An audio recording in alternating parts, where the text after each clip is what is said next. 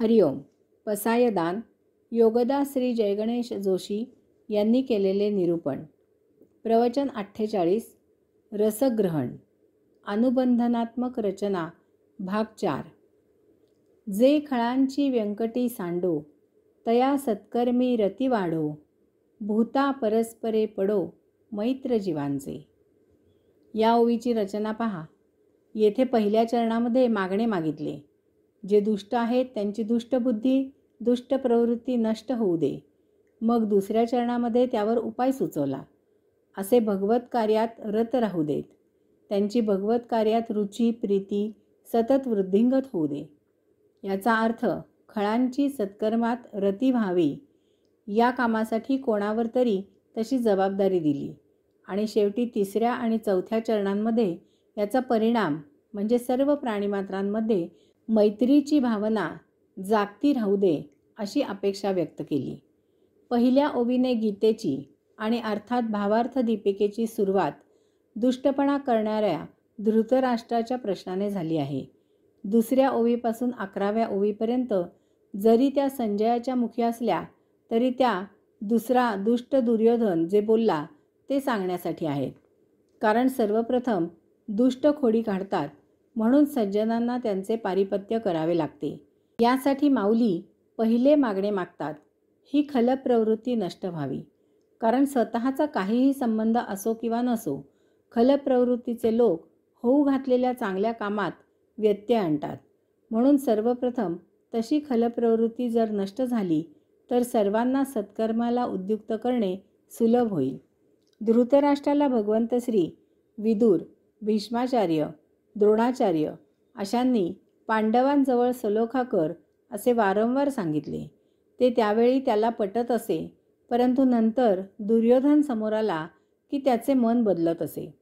दुर्योधन म्हणत असे की त्याला पांडवांजवळ सलोखा करावा असे वाटत असे, परंतु त्याच्या आत एक राक्षस बसलेला असे. तो त्याला अशा विचारापासून प्रवृत्त करत असे. कर्णाला तो पांडवांचा सर्वात मोठा भाऊ असून जर तो पांडवांच्या बाजूला आला तर नियमाप्रमाणे युधिष्ठिराऐवजी तोच राज्यावर बसेल असे श्रीकृष्णाने सांगितले.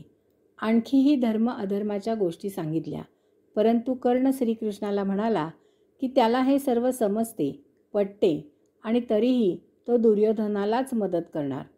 द्रोणाचार्याने धृतराष्ट्राला पांडवांची बाजू सत्याची आहे अशा प्रकारचा उपदेश केला, परंतु वेळ आल्यावर असत्याच्या बाजूने लढाई केली.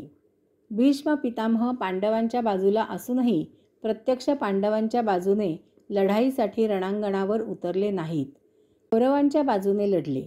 समोर नातीसमान असलेल्या द्रौपदीचे वस्त्रहरण सुरू असताना हे वयस्कर, न्यायप्रिय, धर्मपरायण असलेले भीष्म, द्रोण, निर्लज्जासारखे, षंढासारखे, नालायकासारखे हे सर्व पाहत मख्ख बसून राहिले. ही एक प्रकारे मौनम संमती दर्शनम या उक्तीप्रमाणे समोर सुरू असलेल्या घटनेला मूक संमती आहे. अंगी मुरलेली खलप्रवृत्ती सहजासहजी शमत नाही, म्हणून मुखातून शिव्या जाण्यासाठी त्या जागी ओव्या म्हणाव्या लागतात, तरच शिव्या मागे राहतात आणि ओव्या पुढे येतात. खलप्रवृत्ती नष्ट होण्यासाठी असे खल सत्कर्मामध्ये रत राहणे आवश्यक असते, तरच अशांची खलप्रवृत्ती नष्ट होते आणि ती कायम टिकते. पुन्हा ती डोके वर काढत नाही. वाल्या कोळ्याचा रामनामाने वाल्मिकी ऋषी झाला, तो कधीही पुन्हा मागे गेला नाही. यामध्ये माऊलींनी न कळत ज्ञानियांवर म्हणजे साधू, संत, योगी, संन्यासी, दार्शनिक, साक्षात्कारी इत्यादींवर म्हणजे थोडक्यात ईश्वरनिष्ठांवर एक मोठी जबाबदारी सोपवली आहे. ईश्वरनिष्ठ सत्प्रवृत्तीचे असतात आणि म्हणून वर्षत सकळ मंगळी ईश्वरनिष्ठांची मांदियाळी अनवरत भूमंडळी भेटतू या भूता. ईश्वरनिष्ठांनी खलप्रवृत्ती असलेल्यांवर सतत अथक मांगल्याचा वर्षाव करत असायचे. ईश्वरनिष्ठांनी त्यांच्या स्थानी स्वस्थ बसायचे नाही. आध्यात्मिक उपदेशाची गरज खलांना आहे, परंतु हे त्यांचे हित त्यांना समजत नाही, म्हणून ते तुमच्याकडे येणार नाहीत. म्हणून तुम्ही त्यांच्याकडे जायचे. भगवद्गीतेत भगवंत श्री सांगतात की माझ्या कार्याचा जो प्रचार करतो तो भक्त मला सर्वात प्रिय आहे याची जाण ठेवून ज्ञानी यांनी ईश्वरनिष्ठांनी भगवंत श्रींचे हे कार्य करायचे. याचा अर्थ माऊली खलांना नष्ट करा अशा मताचे नाहीत, कारण खल नष्ट करायचे झाले तर बहुतांशी प्रजाच नष्ट करावी लागेल. स्वार्थ नसेल तर बहुतांशी प्रजा साधू आहे, परंतु स्वार्थ असेल तर बहुतांशी प्रजा खल आहे. मग खल नष्ट केल्यावर उरणार तरी कोण आणि किती? खल वाट चुकलेले आहेत हे मान्य. माऊली म्हणतात की तरीही त्यांना नष्ट करायचे नाही. यासाठी त्यांना सत्कर्मामध्ये रत करून त्यांना योग्य मार्गावर आणायचे. त्यांच्यात भगवत प्रीती वृद्धिंगत करत त्यांची खलप्रवृत्ती नष्ट करायची. ही जबाबदारी ईश्वरनिष्ठांनी निभावायची. खलांचा सदुपयोग सत्कर्म करण्यासाठी करायचा. गारुडी सापाचा उपयोग करून स्वतःचा चरितार्थ चालवतो. विषाचा सुयोग्य डोस औषधामध्ये घालून आजार बरा केला जातो. अनेक औषधांमध्ये सुयोग्य प्रमाणात दारू असते, त्याने आजार बरा व्हायला मदत होते. म्हणून औषधामध्ये ज्याप्रमाणे विष आणि दारू, त्याप्रमाणे खलांचा सदुपयोग कसा करायचा याचा विचार करायचा. खलप्रवृत्ती नष्ट झाली की असे जीवनाच्या प्रवाहात मोठ्या आनंदाने जगू लागतात. ते समाजात राहून सहकार्य करण्याचा आनंद घेतात. येथे सहजीवन सुरू होते. मग 4 जणांचे कुटुंब ही संकुचित वृत्ती समाप्त होते आणि संपूर्ण समाज हे आपले एक कुटुंब आहे ही भावना जोपासली जाऊ लागते. यामधून ही सहकार्याची भावना संपूर्ण राष्ट्रासाठी वृद्धिंगत होत जाते. येथे माऊलींना अपेक्षित भूता परस्परे पडो मैत्र जीवाचे ही वृत्ती वाढते आणि हळूहळू याचा विस्तार होत हे विश्वाची माझे घर हा भाव निर्माण होतो आणि याची परिणती वसुधैव कुटुंबकम येथपर्यंत वृद्धिंगत होते. येथे मानवता म्हणजे काय आणि माणुसकी म्हणजे काय याची उमज येते. अशा समसमान विचारांचे लोक एकत्र येतात. मित्र याची व्याख्याच आहे की ज्यांचे विचार, उक्ती आणि कृती एकच असते अशा व्यक्ती. असे समव्यसनी एकमेकांचे मित्र होतात आणि म्हणून येथे माऊलींनी मैत्र असा शब्द योजिला आहे. मानवाची सत्कर्माने खलप्रवृत्ती नष्ट करून त्याच्या शक्तीचा उपयोग विधायक कार्याला करायचा. यासाठी खळांची व्यंकटी म्हणजे दुष्टबुद्धी नष्ट करायची आणि त्यांच्यात सुबुद्धी निर्माण करून त्यांना सन्मार्गाला वळवायचे. त्यांच्या शक्तीचा उपयोग करायचा.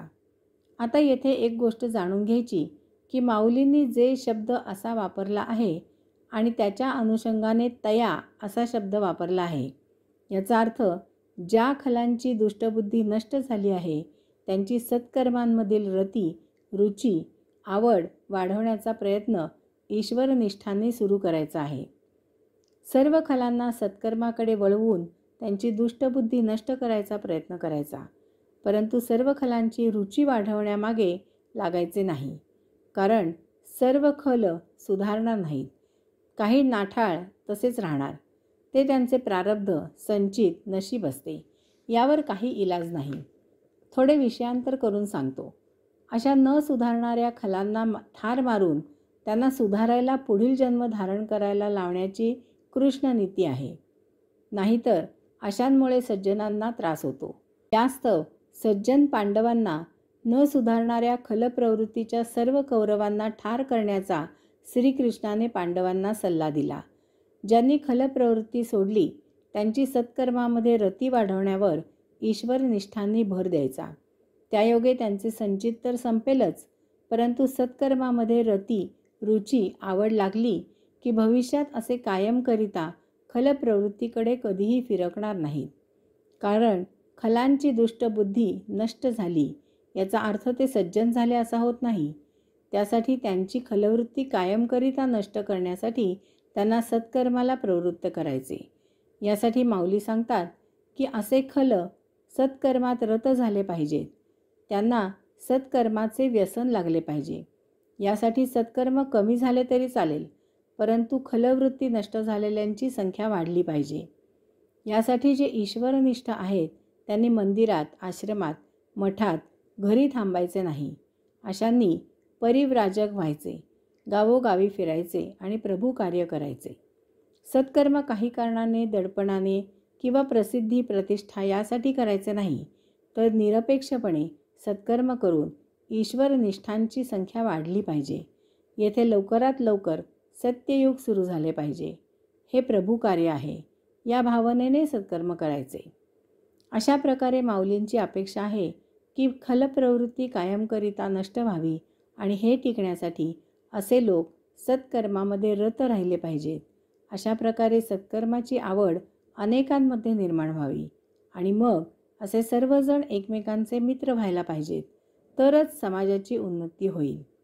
यासाठी समाजापासून जे दूर फेकले गेले आहेत अशांच्या जीवनातील अंधकारही नष्ट होऊ दे आणि अशांच्या जीवनात आनंद नांदू दे. यामधून माऊलींच्या अशा तिसऱ्या मागणीचा उदय होतो. हरिओम.